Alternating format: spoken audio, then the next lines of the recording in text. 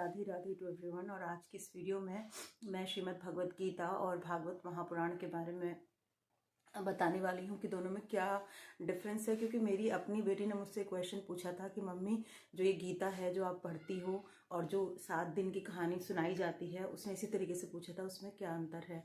तो ये दुर्भाग्य है हमारे देश का, यहाँ की शिक्षा व्यवस्था का, कि जो हमारे धार्मिक ग्रंथ हैं उनके बारे में हमारे बच्चों को पता नहीं होता। और श्रीला प्रभुपाद जी के माध्यम से विदेश से आए हुए बच्चों को गीता के श्लोक याद हैं, गीता के श्लोकों की जानकारी है, उन्हें वो भगवत मार्ग पर चल रहे हैं। लेकिन हमारे अपने बच्चे भटक रहे हैं, उनको नहीं पता है कि किसका क्या महत्व है और किसको किसमें और किसमें क्या अंतर है। तो अनादि आदि गोविंदा सर्व कारण कारणम। तो हर दिन हमें एक विचार लेना चाहिए, एक श्लोक ऐसा नया लेना चाहिए जिसके विषय में हमें सोचना चाहिए।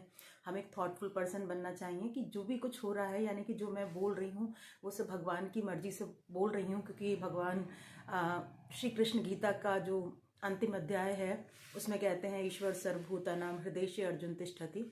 तो यानी कि हम सबके अंदर भगवान विराजमान है, हम केवल मूर्ति पूजा कर लें तो दैट इज़ नॉट इनफ। हमें जो है एक दूसरे का सम्मान करना चाहिए, एक दूसरे के प्रति दया प्रेम की भावना रखनी चाहिए। और अगर सामने वाले व्यक्ति के पास हमसे कुछ अधिक है सीख पाने के लिए तो हमें उससे सीखना चाहिए।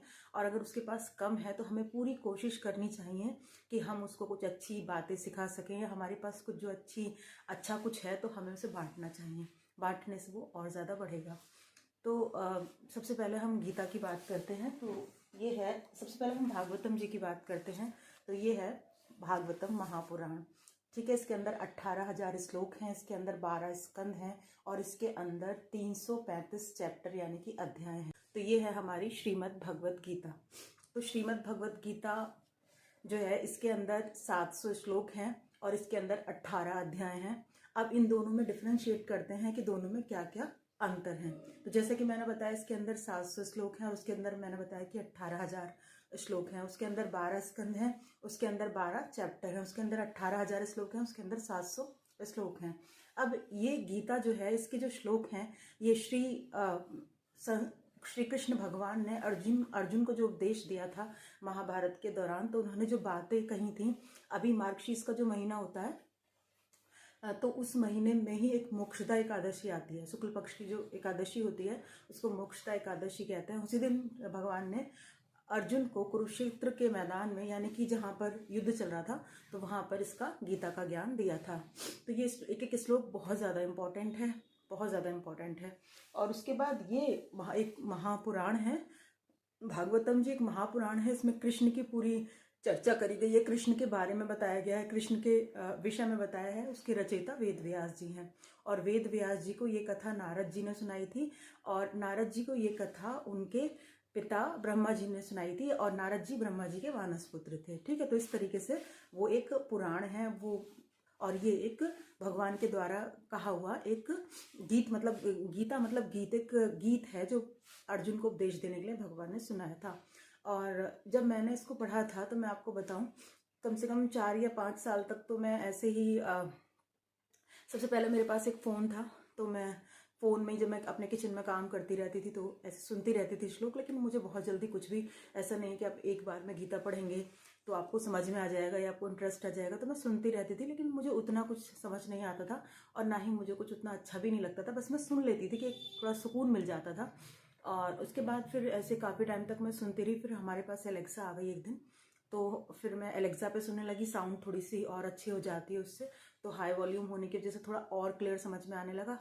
फिर मैं सुनती रही इसी तरीके से, कभी सुबह के समय में, कभी शाम के समय में, जब मैं किचन में काम करती थी तो गीता के श्लोक सुन लिया करती थी। उसके बाद फिर मैं पिछले साल अपनी मम्मी के घर पे गई और मम्मी मुझसे कहने लगी कि माय मदर इज़ इलिटरेट, कि बबीता मेरे पास ना एक किताब रखी है अंग्रेजी की और वो तू ले लियो और बताना मुझे कहाँ से आई है, कौन दे के गया है। तो मैंने कहा दिखाओ, तो वो थी ये श्रीमद् भगवत गीता।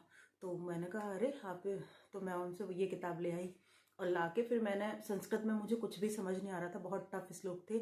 ऐसा लग रहा था जैसे कितनी बड़ी फिलॉसफी एक मूर्ख बच्चे को पढ़ने के लिए दे दी गई हो, या एक नर्सरी वाले बच्चे को एक PhD वाला कोई व्यक्ति जो है उसकी लिखी हुई कोई किताब दे दी हो। मुझे कुछ भी समझ में नहीं आ रहा था कि ये क्या है। फिर भी मैंने सोचा हिंदी तो पढ़ ही सकती हूँ, तो मैंने उसकी थोड़ी थोड़ी हिंदी पढ़ी और हिंदी कर करके मैंने एक एक चैप्टर पिछले साल इसका पढ़ा।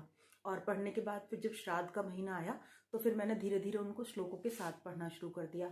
और जब मैं श्राद्ध के टाइम में श्लोकों के साथ पढ़ रही थी और जब मैं इसके 9वें चैप्टर में पहुंची तो वहाँ पर एक श्लोक आया, वहाँ पर एक अर्थ आया।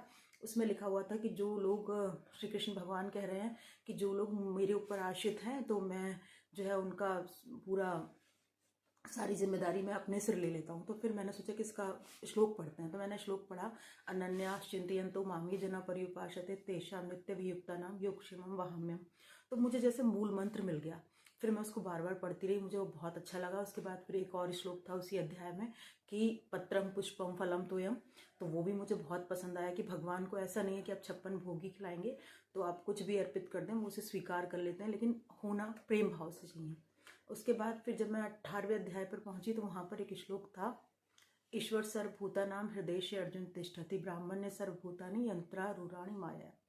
अब ये 1 या 2 या 3 श्लोक जो हैं वो मेरे माइंड में इतना ज़्यादा असर कर गए कि मैं बस फिर मुझे बहुत ज़्यादा ऐसा लगा कि मुझे सब कुछ समझ में आ गया और अब मैं संस्कृत के श्लोक भी पढ़ लेती हूँ आसानी से, मुझे अब कोई दिक्कत नहीं होती। अब मुझे खुद ही समझ में आने लगा धीरे धीरे।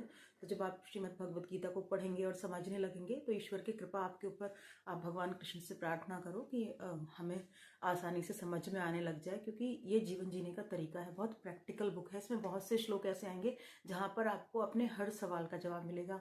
आपको हम कौन कौन सी लोगों के कैसी विचारधारा होती है, लोग किस तरीके से जीते हैं, तो सारी चीज़ें, आप किस तरीके के लोगों को किस तरह से टैकल करें, आप लोग के साथ अपना व्यवहार कैसा रखें, आपके सामने जो लोग खड़े हुए हैं, आपके रिश्तेदार, आपके अड़ोसी पड़ोसी, या सारी चीज़ें कैसे, मतलब पूरा सब कुछ आपको समझ में आने लगेगा कि सब कुछ टेम्परेरी है। तो आप कोई भी गुस्सा, प्यार, सब कुछ टेम्परेरी है, कुछ भी परमानेंट नहीं है।